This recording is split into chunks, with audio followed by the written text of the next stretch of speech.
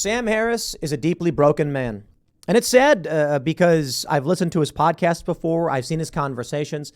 Sam Harris, for those that aren't familiar, has a very famous podcast. He was part of the intellectual dark web, or whatever you want to call it. And we've got this clip from his recent conversation with Lex Fridman, where he says, it's not him who has Trump derangement syndrome. It's you. You are the crazy ones. I want to play this clip for you and then explain the broken minds and the shattered egos of narcissists and where we are. Let me play this clip first and then we'll talk about it. And there's this meme on the internet, and I would love you to steel man the case for it and against, that Trump broke Sam Harris's brain. He did. That there's something is disproportionately to the actual impact that Trump had on our society. He had an impact on the ability of balanced, calm, rational minds to see the world clearly, to think clearly. You being one of the beacons of that. Is there a degree to which he broke your brain? Otherwise known as Trump derangement syndrome. Medical condition. I think Trump derangement syndrome is a very clever meme because it just throws the problem back on the person who's criticizing Trump. But in truth, the true Trump derangement syndrome was not to have seen how dangerous and divisive it would be to promote someone like Trump. Nope. Let me just pause right there. Let's get to the brass tacks. He says it's a clever meme because it puts it puts it back on the people criticizing Trump. Trump derangement syndrome doesn't refer to criticism of Trump because I criticize Trump all the time. This message just for you, Sam Harris. I hope somehow you end up seeing it. I criticize Trump all the time. Luke Rudkowski would come on the show for 7 months where he's periodically co-hosting during the winter season and criticize Donald Trump for drone strikes, for supporting the Saudis, for international, all of that stuff. And then be able to say, yes, but here are some things that we think were actually good. The Abraham Accords, for instance. I have people who say things like he was ponying up to dictators.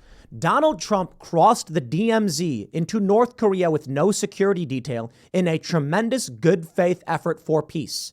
But Trump derangement syndrome blinds you from seeing that was a good thing. So, Sam Harris, your brain is broken by Trump to the point where you don't even understand that among the people who voted for Trump, there are many who are very critical of him. Very critical. And here's the funny thing. Trump's diehard supporters they'll criticize me saying I'm wrong, but they'll still watch the show. They'll call me names and insult me, but they'll still listen to what's being said. Let's play more.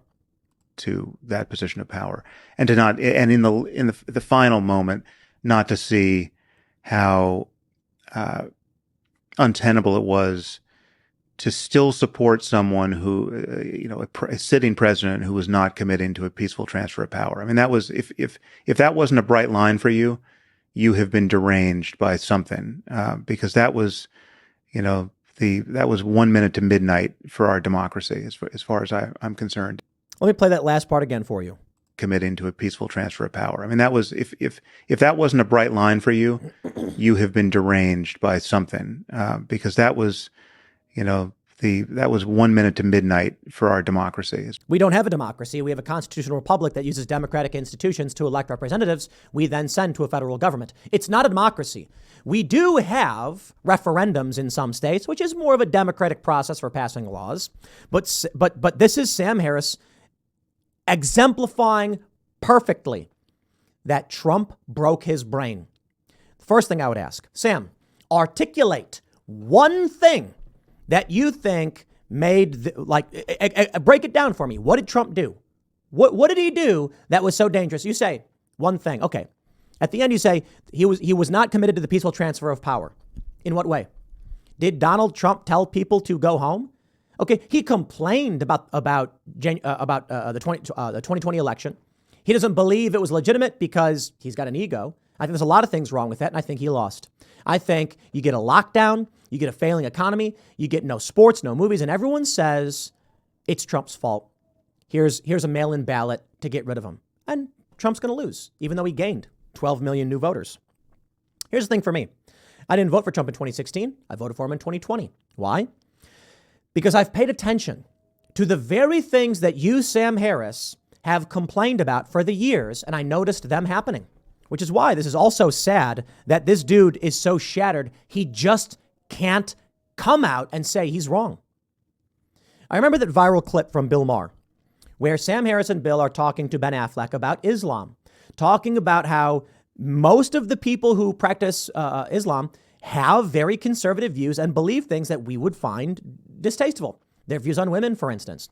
And Ben Affleck gets all mad and he's like, how could you blanket all these people? Ah! You see, Bill Maher and Sam Harris were very critical of religions that blindly adhere to things without facts and believe things that are dangerous. And that's exactly what I see happening in this country with wokeness, with the corporate neolib policies, their disdain for what's going on. And Sam Harris is so ignorant of what's happening in the world. He would say it was 1 minute to midnight for our democracy because of Trump. For what reason? I'll tell you why it was 1 minute to midnight, because the election of Joe Biden has resulted in absolute chaos. Look at the economy. Look at the banks. You're going to blame Trump for that? He's not the president anymore. It's been years. Joe Biden has instituted executive orders. Joe Biden has done foreign business dealings and dumped $100 billion into Ukraine. Donald Trump was doing the opposite. We got the Abraham Accords. Okay, we got our troops, a plan at least, to get out of Afghanistan. What happens? Joe Biden botches the whole thing, pushes it back several months, abandons the Bagram Air Force Base without notifying the security forces in Afghanistan, and the country collapses overnight. That was not Trump. You can argue Trump is bad, fine. But Biden is very much worse. He brings back all the failed policies with none of the shining charisma. So you can argue it was 1 minute to midnight. Fine, then Joe Biden's 10 seconds. If you come to me and say, I think they're both bad for a variety of reasons, there's some positive things about both, but ultimately I think they're both bad, I'll say, well, I hear you. If you come to me and say Donald Trump is bad for all of these reasons, here's things that I think he did that I think are wrong. An increase in drone strikes, that was wrong. You want to debate about it? I'll have a debate about it. I think Donald Trump was trying to get our troops out of the Middle East and using drones as a backstop so that the Taliban doesn't take over as our troops leave. It sucks, but it makes sense. Donald Trump got rid of environmental regulations. Yeah, he's trying to bring manufacturing back to the United States. So it's not in China anymore. Let's have that conversation. Luke has it all the time, and there's a lot to criticize Trump over. Potty mouth, lack of decorum, celebrating a reporter getting body slammed. We could talk about all the things. Let's talk about Joe Biden. His brother getting lucrative deals to build things in Iraq. His son flying on Air Force Two to negotiate private equity deals in China. If you don't fire the prosecutor, you're not getting $1 billion. Don't come to me and say that Donald Trump, that people who voted for him are deranged when we are the only ones having a sane and rational conversation around his policies, about what he's done, what he's going to do, and who Joe Biden is and what Joe Biden is going to do. Sam Harris doesn't have an argument at all. That is the exemplification of Trump derangement syndrome. I can argue why Joe Biden is good. I absolutely can, because there are some points to be made. Do you like the petrodollar? You might not know what that means. Do you like the idea that the U.S. manufactures nothing, but our economy remains relatively strong? What I mean to say is there are people who do almost nothing for their jobs. BuzzFeed, writing articles. Yet for some reason, we can afford all of the best things in the world. Why is that? Because of policy like Joe Biden's. Because of foreign intervention, war, and dumping money around the world and into things like Ukraine. Me, I totally understand what we get from enforcing the petrodollar. I don't like the system. I think it's corrupt. I think it is evil. I certainly understand if we back off, China may very well take over. And that's what we're fighting against. And there's no perfect world. It's tough, isn't it? So there are benefits to having an establishment presidency, because they will make this disgusting machine operate while slaves effectively make your iPhones and poor people's teeth rot out of their mouths and they mine sulfur and cobalt. That's the nature of reality.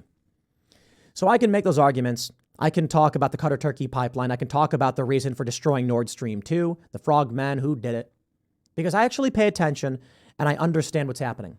Sam Harris, however, his brain is broken. He doesn't pay attention. He doesn't know. He doesn't care. He just hates Donald Trump. He doesn't articulate any real arguments against Donald Trump. He just doesn't like him and says, you're deranged if you agree with him. Oh, what? 7 million people who voted for him maybe are in the Trump cult. But the overwhelming majority of people who voted for him are just regular people who said his policy works better. Trump's running.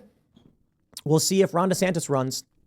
But ultimately, seeing people like Lex Fridman and Sam Harris have this fake conversation, you know, Lex is an all right dude. I don't know him personally or anything like that. He invited me on a show one time. I think it'd be a fun conversation. But I don't think he pushes hard enough.